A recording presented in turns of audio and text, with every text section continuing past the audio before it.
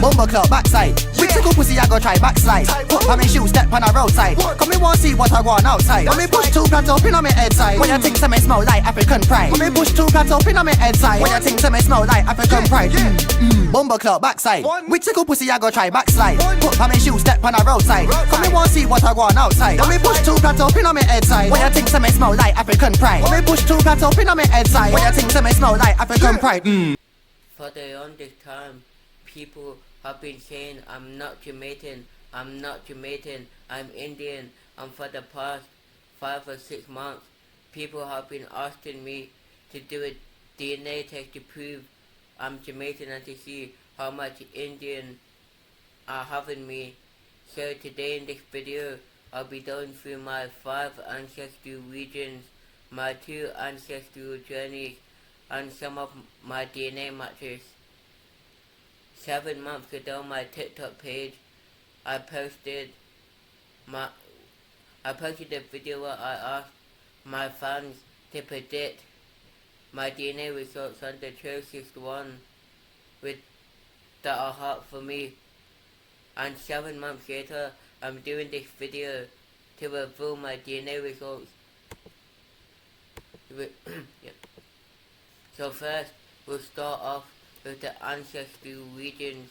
I have 5. So if we go to the origins button and scroll down, we have my 5 ancestral regions. So first we have Western and Southern India and Sri Lanka. We have Deditan and Gulf of Mannar, 41%, Gujarat, 21%, Southern India, 4%, Southwest India, 3%, and at the bottom there, we have Bangladesh, 31%. As you can see there, it says I'm 100% Asian, but that doesn't change the fact by anything. Then if we go to journeys, I'll show my ancestral regions. As you can see here, I have 2 ancestral regions. One's the indentured Indian Diaspora and one's Jamaica. I'll start with the indentured Indian Diaspora. It says here, you and other people with this journey are linked through shared ancestors. You probably have family who lived in this area for years, and maybe some of your relatives do. We can view the timeline here. It says 1825 to 1975. So if we view the timeline here, it says deports and departures in British India. Then if we scroll down to 1850, it says food and search. Then if we scroll down more, scroll down, it says when a famine struck North India in the early 1840s, masses of villagers fled to the province of Bihar in search of food. British agents lured migrants on the brink of starvation in the promise of work and set up plantations in places like Mauritius, Fiji, and the Caribbean. India recruiters collaborated with British. They worked with the money and they still identify the most desperate families. The 5-year contracts they signed, known as the Dermot such agreements, involved exploitative conditions with long hours of back-breaking work in tropical heat and limited opportunities for escape. Workers from across northern India, known as Dermitiers, no boarded ships for ready a passage overseas. If we go down to 1985, it says here 1985 to 1900, plantation lives harsh realities with huge demand for the sugar they produce. Indian contract workers in Fiji and the Caribbean faced harsh realities on plantations, working long hours for minimal wages. They lived in overcrowded housing and survived on basic rations. plantain ocean plantain owners, especially in British Guyana, often resisted improving conditions. In the early decades of formal indentured system, there were few women from India around. More than 80% of Indians in British Guyana at the turn of the century were men, but as some women began to migrate to Indians in Fiji and the Caribbean began to think of themselves as more than a temporary community. From the 1900s to 1925, that's when the post-indentured world started. Indentured Indentured ended by the 1920s. Humanitarian concerns had eroded British support for contract labour, and its terms were no longer profitable, but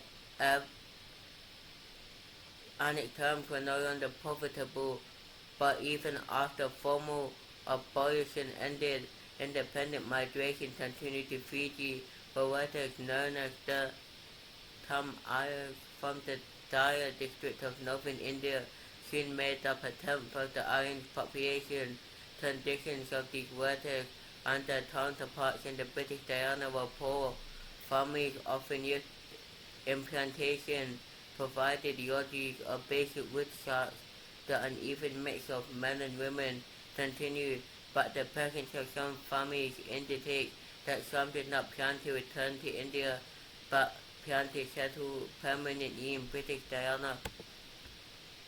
In 1925 to 1950, adaptation and community building started. Indian communities in Fiji and the Caribbean entered a period of change and adjustment. With indenture over, whole families moved to voluntary communities in Fiji and Guyana in search of new opportunities. Urban centers like Suava, Fiji offered the chance of great work in trade services, not just farming. Established Indian communities developed their own distinct languages. Many spoke a creole dialect that blended Hindi, Urdu, and many other Indian languages with English and other local languages. Many were their sons, Indian folk songs. Their parents and grandparents had brought from India, but played them on Caribbean or African instruments. From 1950 to 1975, a second great migration. The Indo-Caribbean and Fiji Indian communities were eventually split apart when Fiji became independent from Britain. Many Fiji Indians who were by then mostly born in Fiji moved to the capital city of Suava for work at the ports. Worried about economic instability, others left Fiji altogether. Many moved into Australia and New Zealand. Those who stayed in Fiji became more connected to their identity as Fijians, even as they proudly celebrated festivals like Diwali. By the 1970s, many Caribbean Indians were moving away. As well, the oil booming led to transportation and construction jobs in urban areas like Georgetown, the capital of Guyana, where many moved to the United States.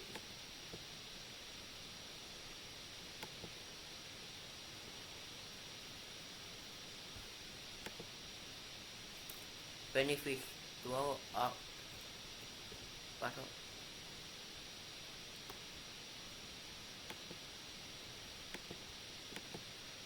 If we hit overview, hit that scroll down, press that, and then, yeah, you can see where some of the ancestors went. They went from places like Jamaica, Dominican Republic, Barbados, Trinidad and Tobago, Venezuela, Guyana, Ecuador, Nicaragua, Belize, and other places.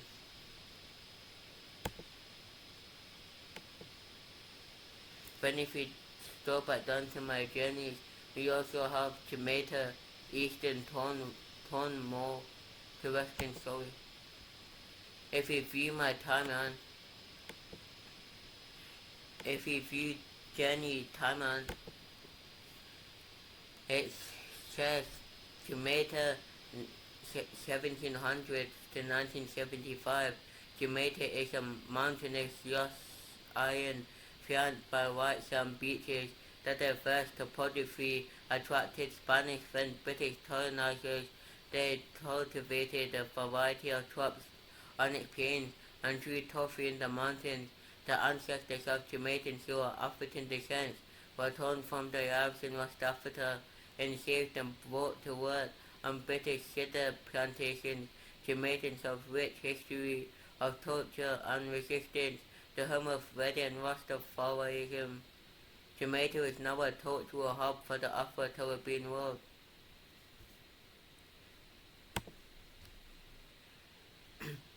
(1725 to 1750).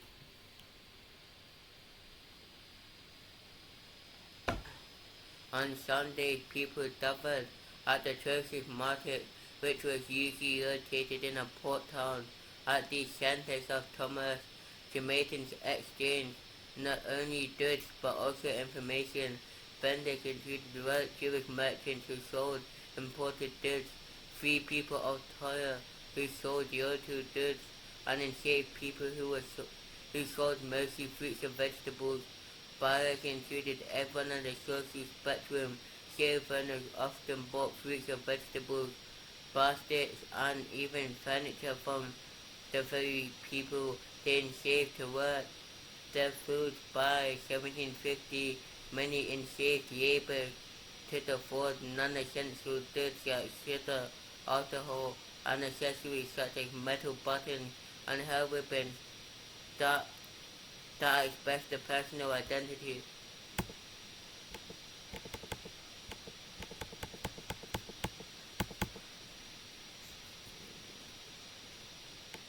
If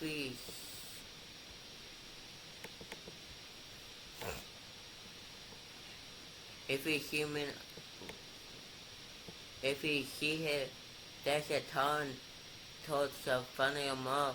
My dad, Anthony, was born and raised there, then came to North London, UK at the age of 20, then had my older brother Peter. I got my Jamaican ancestry from my dad and mom. My mom's parents, my granddad and grandma, were born in Westmoreland, Jamaica. Some of my aunt and my mom's brothers were born in Westmoreland, Jamaica, then came over to Jamaica, not Jamaica, UK. They came over to UK at a later date. When my mom and her 3 other sisters were born in Manchester, UK. Their other siblings had not yet left Jamaica to come to UK, which meant when their other siblings came to UK from Jamaica, they were teenagers, and my mom and her 3 other sisters were still children. If we now deliver to 1750, a mixture of cultural traditions enslaved people from West Africa, notably Ghana and Nigeria, came from various cultural traditions. When they arrived in Jamaica, they were expected to assimilate into a local culture despite their varying languages, religions, and origins. Black people born into slavery in Jamaica were called Creole. Creole culture formed the base of Jamaican culture in language, food, and traditions. One of these traditions, Obia, emerged from a mixture of African religions, mysticism, witchcraft, and belief in either did a bad magic. Practicing Obia became illegal in 1760 because slave owners forced it encouraged revolt, so people practiced in secret. I know nothing about Obia, so we'll search it. So let's search it. Obia.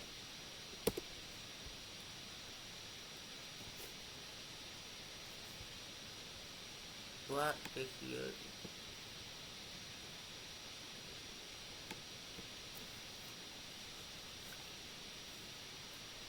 Urbia, also spelled Urbia or Urbia, is a broad term for African diasporic religious broadcasting and healing traditions found primarily in the former British colonies of the Caribbean. These practices derive much from West African traditions, but also incorporate elements of European and South Asian origins.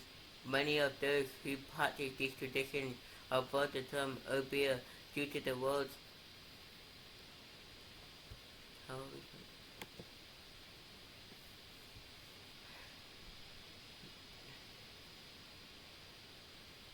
pejorative is another word for the derogatory or slur word.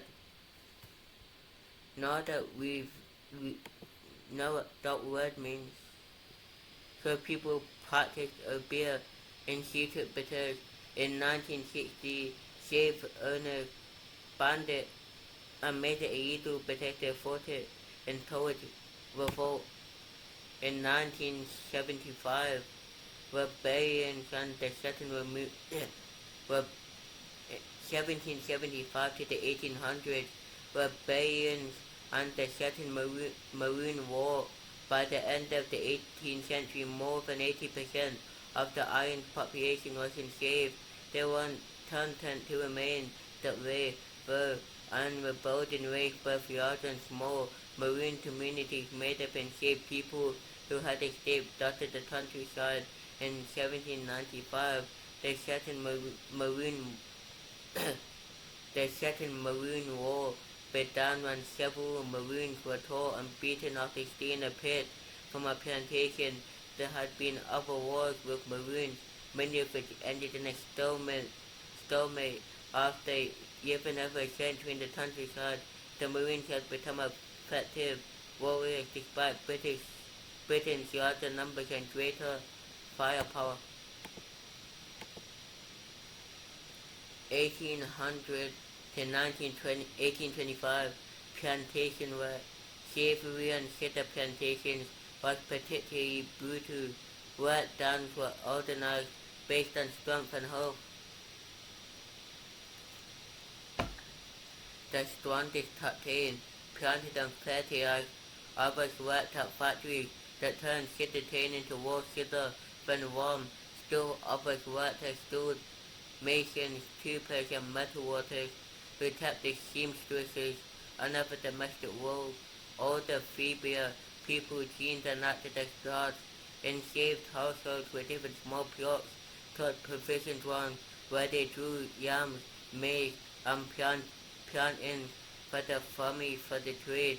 Home was often a small two-room hut with a palm thatched roof and dirt floor.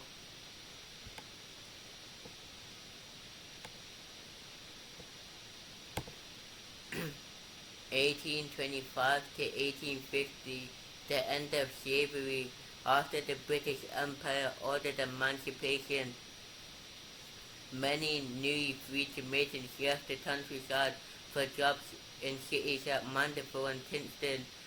Others used their provision farms for small-scale farming, growing crops such as ginger and bananas to sell at nearby markets. Villages grew upon farms, providing access to churches and schools.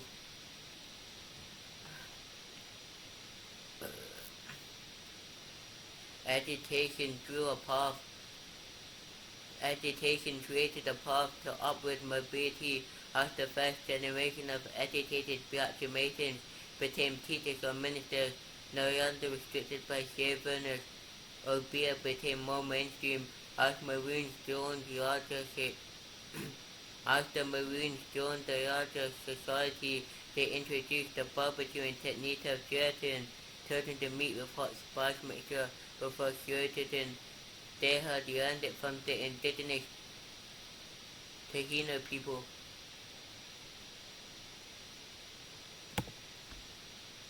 1850 to 1875, the sweet taste. In 1866, Jamaica became a crown colony which left Jamaicans under British rule. and without certain rights. Families that had been fractured by slavery attempted to reunite after emancipation. Jamaican men were determined to set up their own households and provide for the children and families. This task involved tough physical labor such as construction or farming. As sugar prices fell, Jamaican farmers turned to new export crops such as coffee and bananas. The Jamaican desert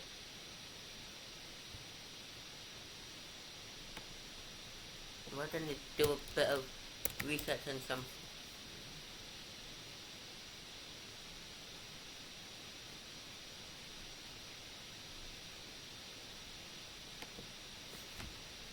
Jamaican desert matrimony became popular. It was a tart mixture of fruits covered with cheese and blackcurrants, reflecting many Jamaican preferences savory over sweet.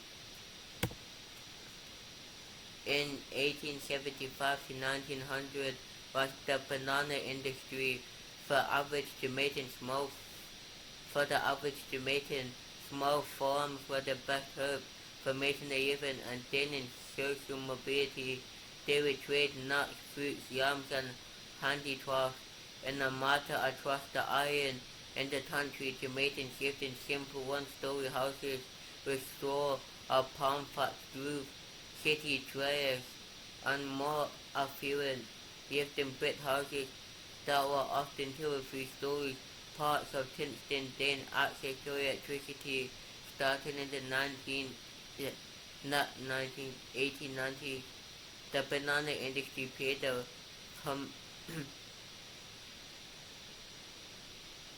predominantly in Jamaican life, as the Boston Fruit Company later told the Unity Fruit Company established a base in eastern Jamaica and exported bananas across the world.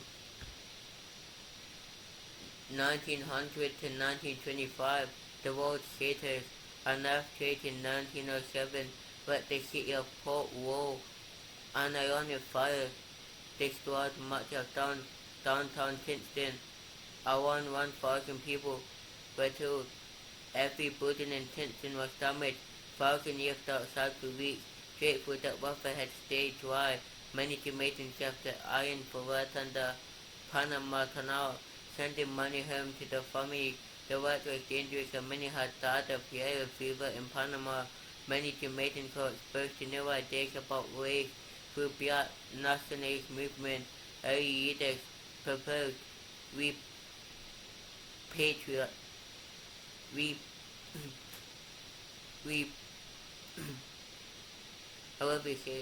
proposed repatriating black people to Africa to end racial strife in the Americas and bring prosperity to people of African descent. 1925 to 1950 was the exporting in Jamaica. In accordance with black nationalist ideals, Jamaican farmers set up a co-op to compete with foreign companies such as United Fruit, which dominated the market in the 1930s. Jamaican Rastafarianism began as a movement to fight oppression and unite people of African descent. Labor unions began forming. Rastafarians with the Ethiopian Emperor Haile Selassie saw Ethiopia as the promised land and trusted the British-run government. Meanwhile, a new generation of Jamaican Panamanians was joining the wave of the Caribbean. Laborers to New York City, their English fluency gave them advantages as they sought jobs in the manufacturing rush of World War II.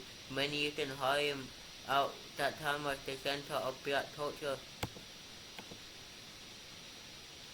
1950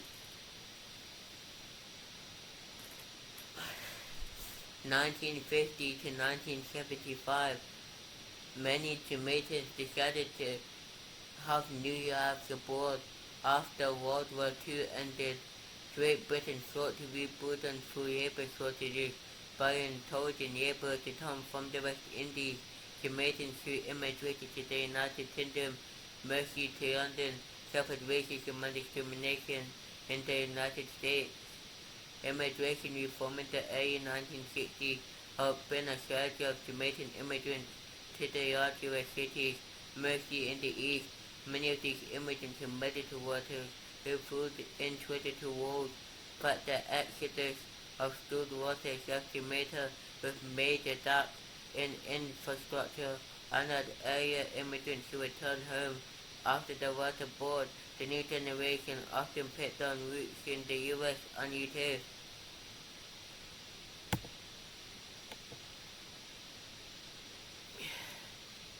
And by the way, for people who are saying, I'm not Jamaican, Jamaica, there's no Jamaican in the DNA test. Jamaica is not an ethnicity, it's a nationality.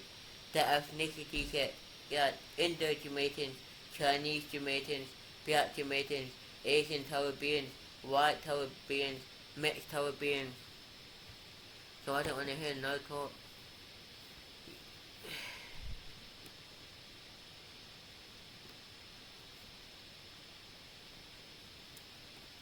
And if we dirty matches,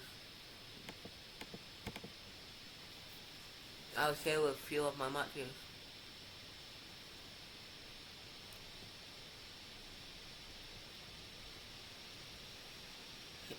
So the first match that comes up is my mom. If we click onto my mother's page, it says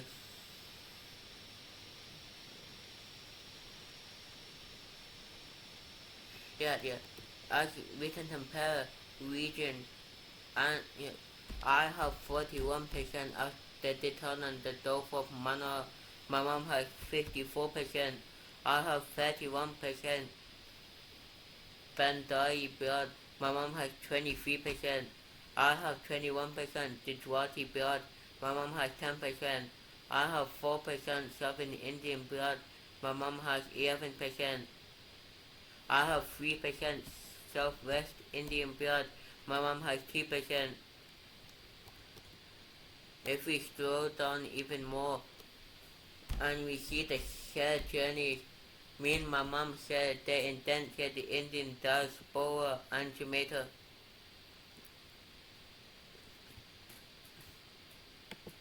If we go back to my match list and we look at close for me, you can see my sister. It says sister paternal side because my older sister and I share same dad, different mom. If we click on it, if we scroll up, it says I share 27% DNA with my sister. If we compare regions, I have 41% of the return on Gulf of Manor.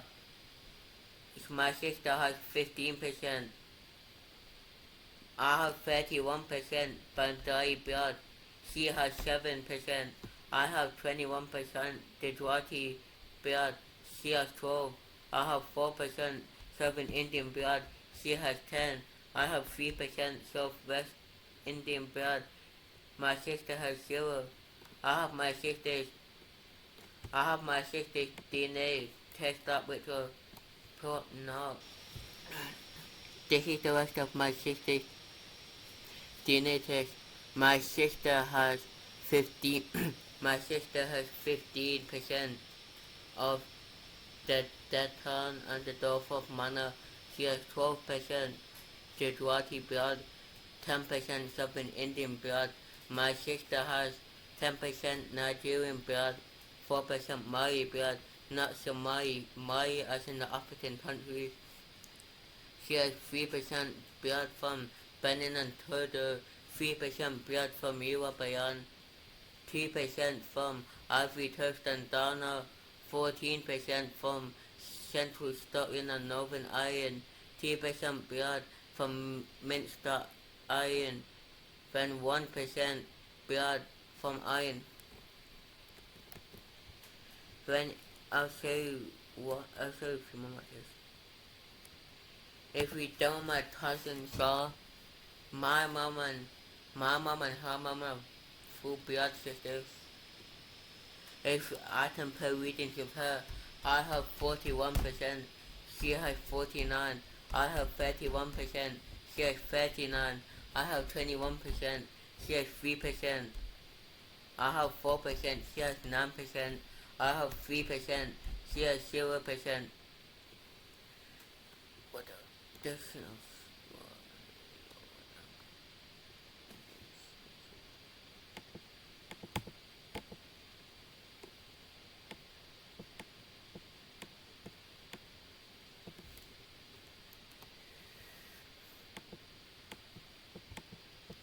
As you can see, my cousin only has my cousin only has the indentured Indian bit.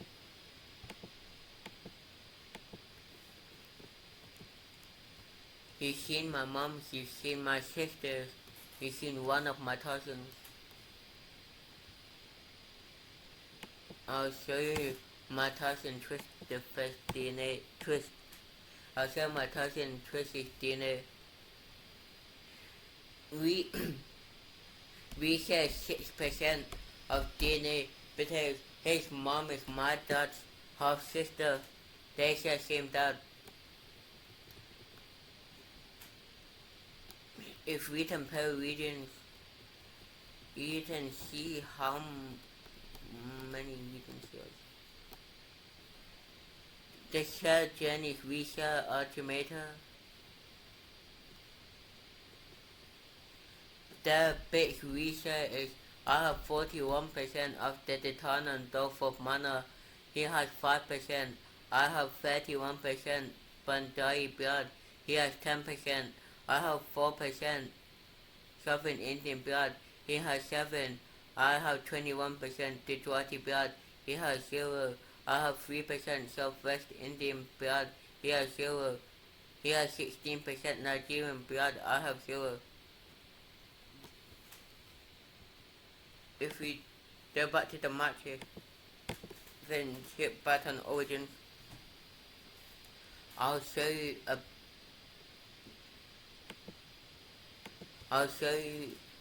if I go back to the regions again. If I click on the bendel part,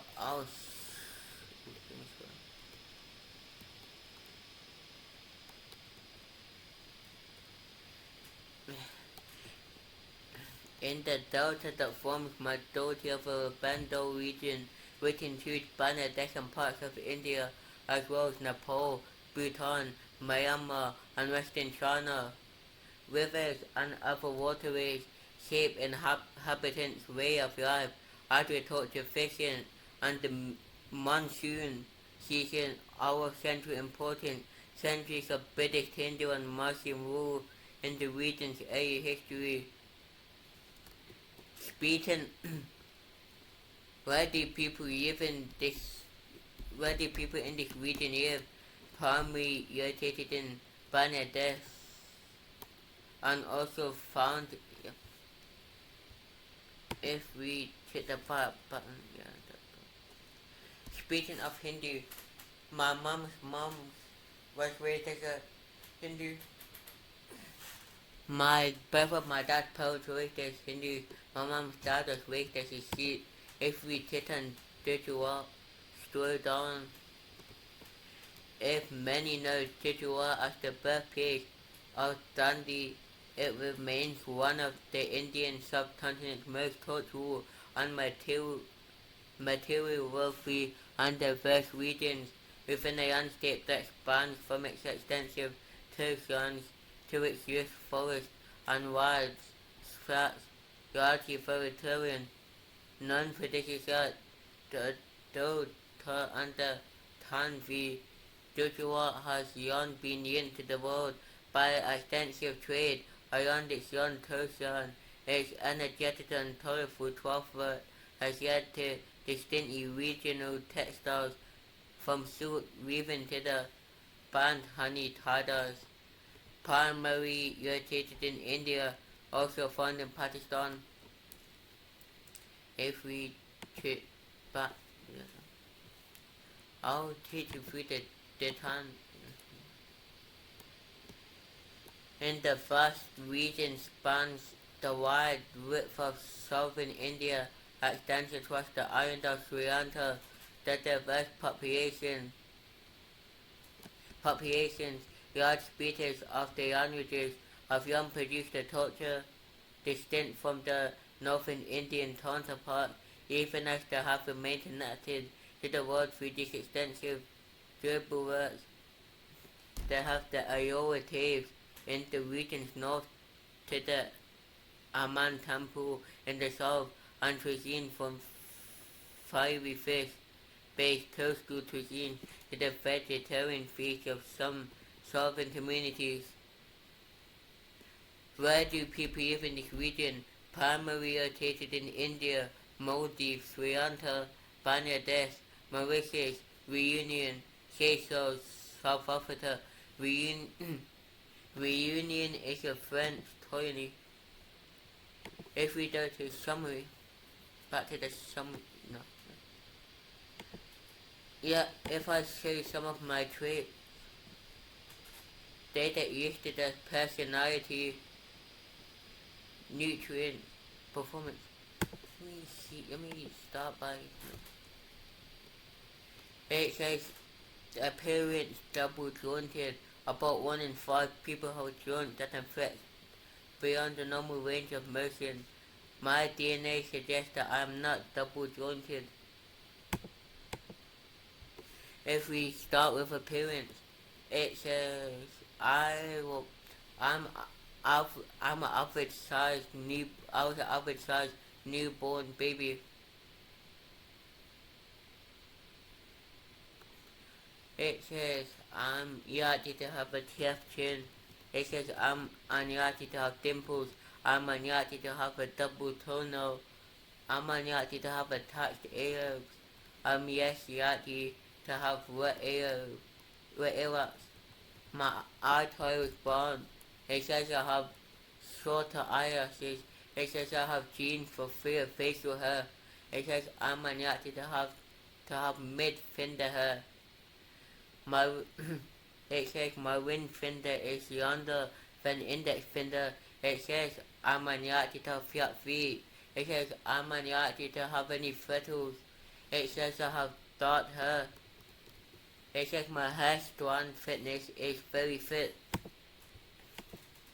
If we don't hair type,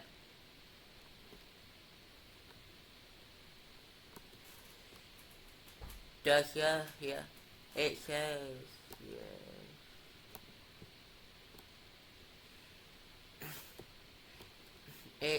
it says my DNA test says I have curly hair. If we go to my personality,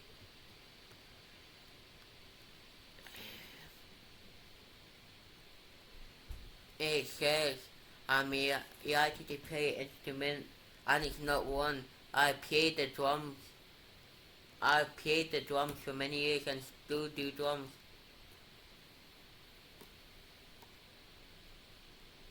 It says I like spicy food. It says I'm actually able to play music by ear. It says I can't roll my tongue. It says I'm likely to remember dreams. It says I'm not a picky eater. It says I'm more of a night person. And it's true, I'm a night person.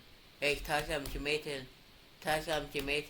And whenever I do backyard for holidays or if they're on getaway, I'm always up late, so it's true, I'm a night person. If we go to performance, it says I'm less naturally athletic. It says I'm likely to be competitive. I'm likely less motivated by success. It says I'm more determined. It says I'm more right-foot dominated. It says I'm unlikely to focus easy. Why should they have a children? You can read them for yourself. Don't understand.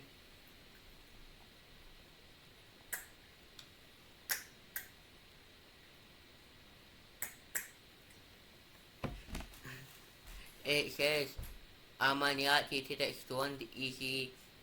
It says I'm likely to be a dull setter. It says I'm unlikely to have this hand-eye coordination. It says I have an average recovery rate. It says I'm likely to tolerate heat well. No. If we do the sensory,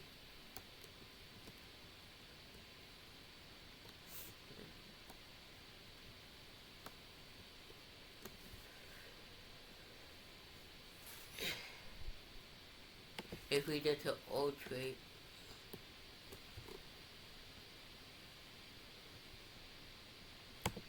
there's one more match I'm gonna do for you.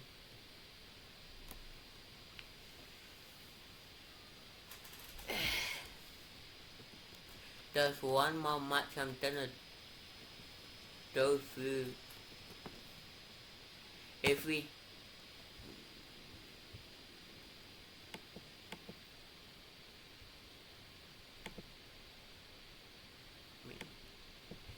when you do an ancestry DNA test, it would ask you to confirm the relationship to you and some of the relatives. Then they check whatever relationship. If we check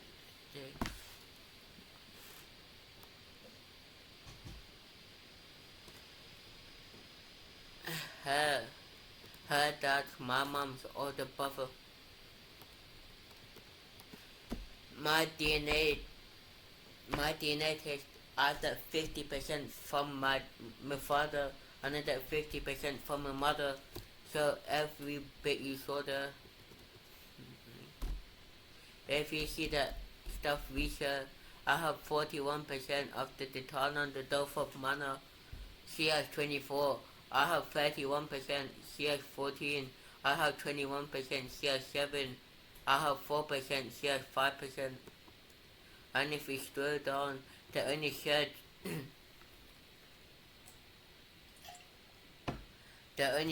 journeys we share are the indentured Indian Diaspora.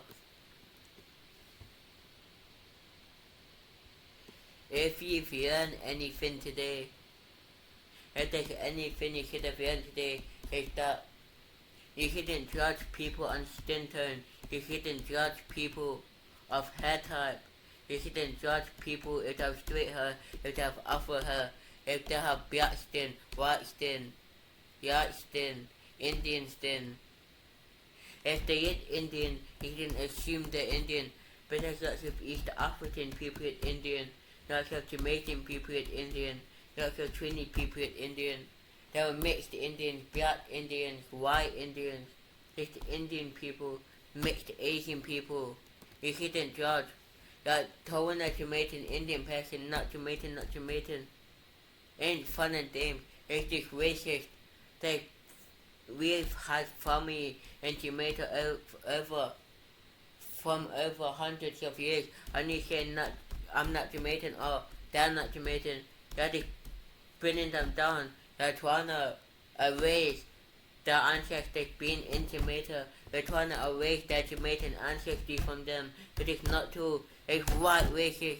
If you want to be racist, but I'm saying it.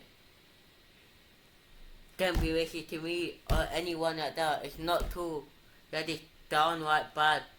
Whoever told you it was true to be racist to Jamaican Indian people, shut up on the mother. And it's being your boy Ruben buddy, and this has been my DNA test results, and I'm out. Peace. Bumble clout backside. With tickle pussy I go try backslide. Put on my shoes, step on a roadside. Come me want see what I want outside. When me push two plants up in on me head side. When you think me smell like African pride. When me push two plants up in on me head side. When you think me smell like African pride. Bumble clout backside. With tickle pussy I go try backslide. Put on my shoes, step on a roadside. Come me want see what I want outside. When me push two plants up in on me head side. When you think me smell like African pride. When me push two plants up in on me head side. When you think me smell like African pride.